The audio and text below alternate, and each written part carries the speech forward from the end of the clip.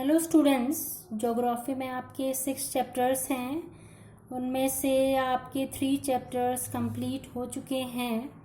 आज हम ज्योग्राफी का 4th चैप्टर मैन्युफैक्चरिंग इंडस्ट्री पे डिस्कस करेंगे। जो आपका चैप्टर है मैन्युफैक्चरिंग इंडस्ट्री, मैन्युफैक्चरिंग इंडस्ट्री को कहते हैं विनिर्माण उद्योग। विनिर्माण उद्योग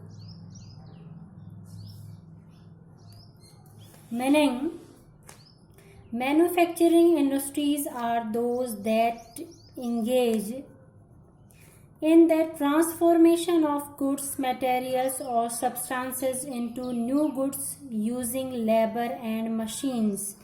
Manufacturing industries वो इंडस्ट्रीज होती हैं जो कि ट्रांसफॉर्मेशन ऑफ गुड्स, वस्तुएं हैं, पदार्थ हैं और दूसरे जो तत्व हैं उनको नई चीजों में ट्रांसफॉर्म कर देती हैं, चेंज कर देती हैं। ऐसी चीजों का निर्माण करती हैं जो हम काम में ले सकते हैं using labour and machines, labour मजदूरी और मशीनों को काम में लेकर। मीन्स मैन्युफैक्चरिंग इंडस्ट्रीज वो इंडस्ट्रीज होती हैं जिनके द्वारा रॉ मटेरियल से फिनिश्ड गुड्स तैयार होते हैं और इन फिनिश्ड गुड्स को तैयार करने के लिए लेबर और मशीन्स की आवश्यकता होती है।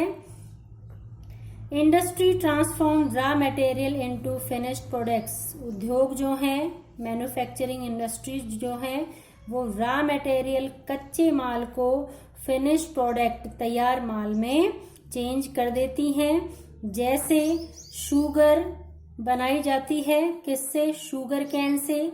तो जो शुगर कैन है वो रॉ मटेरियल है और जो फिनिश्ड प्रोडक्ट है वो है sugar.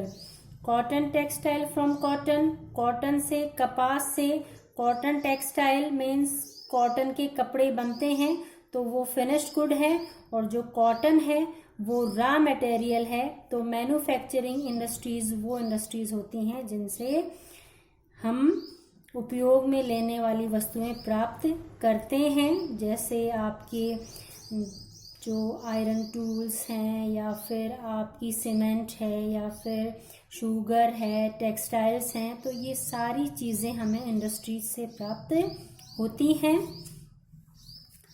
India was earlier known as golden bird due to development of various industries.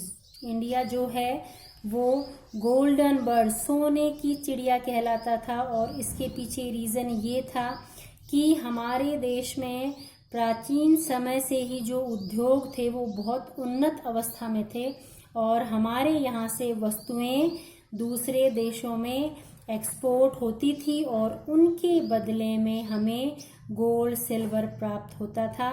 तो इस तरीके से हमारे देश के अंदर गोल्ड, सिल्वर दूसरे देशों से एक्सपोर्ट के द्वारा प्राप्त होता गया और जिस कारण हम गोल्डन बर्ड कहलाए।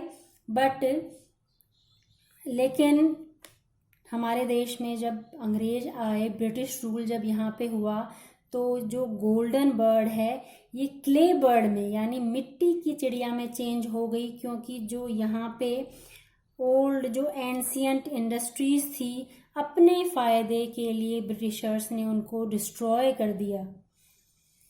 In ancient time cotton, metal and other industries were well developed. प्राचीन समय में कॉटन, मेटल और जो दूसरी इंडस्ट्रीज थी बहुत अच्छी कंडीशन में थी।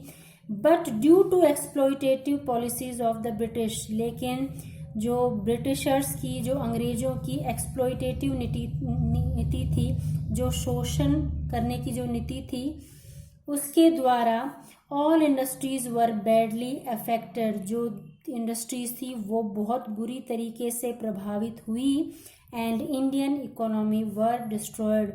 और जो भारतीय अर्थव्यवस्था थी वो बिल्कुल पूरी तरीके से नष्ट हो गई। अंग्रेजों ने अपने फायदे के लिए जो यहाँ पे जो कॉटन टेक्सटाइल इंडस्ट्रीज थी या फिर जो सिल्क इंडस्ट्रीज थी, मलमल, यहाँ ढाका अपना जो वेस्ट बंगाल है, जो बांग्लादेश है, वो पहले अपने देश में ही शामिल था और ढाका जो वहाँ की कैपिटल है वो अपनी मलमल के लिए बहुत फेमस था। इस तरीके से कॉटन टेक्सटाइल जो यहाँ के थे वो दूसरे देशों में जाते थे, सिल्क जाता था, मलमल के कपड़े दूसरे देशों में एक्सपोर्ट होते थे। लेकिन अंग्रेज़ों ने अपने फ़ायदे के लिए, क्योंकि इंग्लैंड के अंदर इस समय इंडस्ट्रियल रेवोल्यूशन स्टार्ट हो चुकी थी, वहाँ पे नए नए उद्योग धंधे लग रहे थे, तो उन्होंने यहाँ से जो रॉ मटेरियल है उसको अपने देशों में एक्सपोर्ट करना स्टार्ट कर दिया। और जो वहाँ पर जो फिनिश्ड गुड्स था, जो टेक्सटाइल्स थे, वो यहाँ पर उन्होंने इंपोर्ट करने स्टार्ट कर दिए कि जिससे उनको यहाँ पर उनका जो मार्केट है वो तैयार हो और यहाँ से वो प्रॉफिट जो है वो अर्न करके अपने देश में ले जाएं। और यहाँ पर जितनी भी इंडस्ट्रीज़ थी, छोटी छोटी जो कॉटेज इंडस्ट्रीज़ थी, यहाँ पे मोस्टली कॉटेज इंडस्ट्रीज़ ही थी, उन कॉटेज इंडस्ट्रीज़ को इन्होंने नष्ट कर दिया। ऐसा भी कहा जाता है कि इन्होंने जो बुनकर होते थे, जो वीवर्स होते थे, उनके अंगूठे कटवा दिए थे ताकि वो बुनाई का काम ना कर सकें। तो इस तरीके से आज़ादी से पहले तक जब यहाँ पे ब्रिटिश रूल था, हमारे देश के अंदर जो इंडस्ट्रीज़ थी उनका डेवलपमेंट बिल्कुल भी नहीं हुआ। कई कोशिशें की गई यहाँ के उद्योगपतियों द्वारा, लेकिन वो ज़्यादा सफल नहीं हो पाई। जितने भी उद्योग धंधे ब्रिटिश रूल के अंदर यहाँ पे स्थापित हुए, मोस्टली वही उद्योग धंधों को उन्होंने प्रमोट किया जिनसे उनका कहीं ना कहीं कुछ फ़ायदा हो। Beginning of modern industries in India, Bharat के अंदर आधुनिक उद्योगीकरण की शुरुआत। First cotton textile industry was established in Mumbai in 1854। Bharat के अंदर पहली कॉटन टेक्सटाइल मिल जो है, इंडस्ट्री जो है, वो मुंबई में स्थापित की गई थी 1854 के अंदर। और इसी क्रम में 1855 के अंदर कोलकाता के अंदर जो जूट इंडस्ट्री है उसकी स्थापना की गई थी। First industrial policy was introduced in 1948, which focused on employment, reduction in regional imbalance, and the availability of raw material and capital, and improvement technology so that product could be made on low cost. First जो industrial policy है हमारे देश में, वो आज़ादी के बाद 1947 में हमारा जो देश है वो इंडिपेंडेंट हुआ था।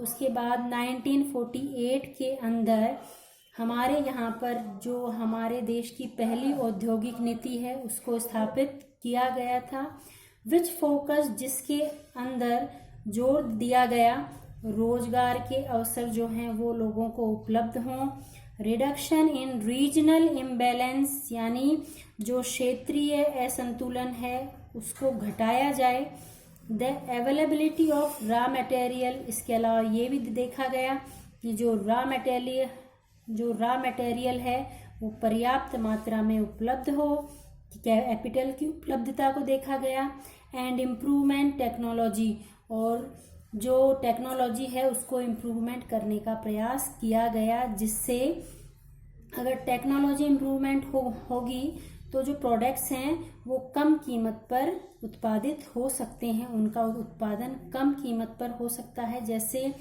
जब हथकरघा जो है उसके ऊपर जब बुनकर जब बुनाई करते हैं तो उसमें काफ़ी समय लगता है और कम जो प्रोडक्ट हैं वो तैयार होते हैं, लेकिन जो मशीन्स हैं, जो मॉडर्न मशीन्स हैं, वो एक साथ एक बार में काफ़ी मात्रा में कपड़ा बुन सकती हैं। तो यही डिफरेंस है टेक्नोलॉजी का।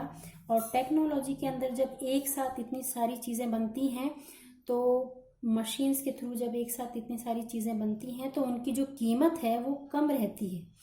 इसी कारण जब ब्रिटिश रूल था यहाँ पर, तो यहाँ पर जो बुनकर जो कपड़ा बुनते थे वो महंगा होता था, और जो मशीन्स के थ्रू इंग्लैंड से बना हुआ, जो मशीन के थ्रू बना हुआ जो कपड़ा इंग्लैंड से आता था वो सस्ता होता था। तो इन चीज़ों पे जोर दिया गया कि लोगों को रोज़गार भी प्राप्त हो, हर क्षेत्र में उद्योग स्थापित किए जाएं, कच्चे माल की उपलब्धता पर्याप्त मात्रा में हो, पूंजी की उपलब्धता हो, इसके अलावा टेक्नोलॉजी को इम्प्रूव किया जाए। Through 5-year plans, planning commission paved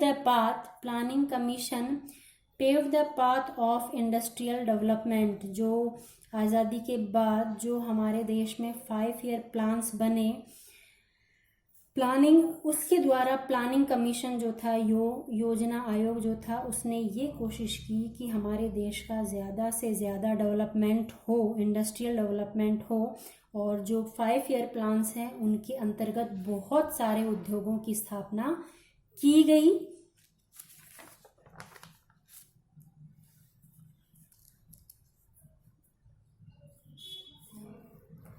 major industries of India, Bharat की मुख्य उद्योग। Number first, iron and steel industry, लौह और स्टील उद्योग। Iron and steel industry is regarded as one of the key industry for overall industrial development and is called the mother of other industries। जो iron और steel industry है, ये जो औद्योगिक विकास है उसकी महत्वपूर्ण, उसके लिए एक की इंडस्ट्री के रूप में काम करती है। And is called the mother of other industries, और जो दूसरी इंडस्ट्रीज हैं उनकी ये मदर कहलाती है, क्योंकि बिना मशीन्स के आप इंडस्ट्रीज की कल्पना नहीं कर सकते और बिना आयरन एंड स्टील के आप मशीन्स की कल्पना नहीं कर सकते। इस कारण अगर आयरन एंड स्टील है तो मशीनें जो हैं उनका प्रोडक्शन होगा, और अगर मशीनें हैं तो ही जो रॉ मटेरियल है वो फिनिश्ड गुड में चेंज हो सकता है। इस कारण जो आयरन और स्टील इंडस्ट्री है उसको सभी इंडस्ट्रीज की मदर कहा जाता है। Important industries like railway, locomotive, ship building, heavy and light machines, construction etc depend on the availability of iron and steel. जितनी भी मुख्य इंडस्ट्रीज हैं, जैसे रेलवे, लोकोमोटिव्स है, रेलवे पार्ट्स तैयार करना है, शिप बिल्डिंग है, हैवी और लाइट मशीन्स हैं, भारी और हल्की मशीनें हैं, जो कंस्ट्रक्शन वर्क हैं, ये सभी के सभी आयरन और स्टील की अवेलेबिलिटी पे डिपेंड करते हैं। अब in India, Barakar Iron Works was the first iron and steel industry in Kulti in West Bengal। हमारे देश में सबसे पहली आयरन और steel industry Barakar iron works के नाम से कुल्टी, वेस्ट बंगाल में खोली गई थी। In 1907, TISCO Tata Iron and Steel Company was set up by Jamshedji Tata in Sakchi in Bihar, now Jharkhand। 1907 के अंदर जमशेदजी टाटा ने टिस्को की स्थापना की, Tata iron and steel company की ये स्थापना की गई साकची, बिहार के अंदर, जो अब झारखंड में स्थित है। क्योंकि आप जानते हैं बिहार जो है वो 2 स्टेट में डिवाइड हो चुका है, बिहार और झारखंड।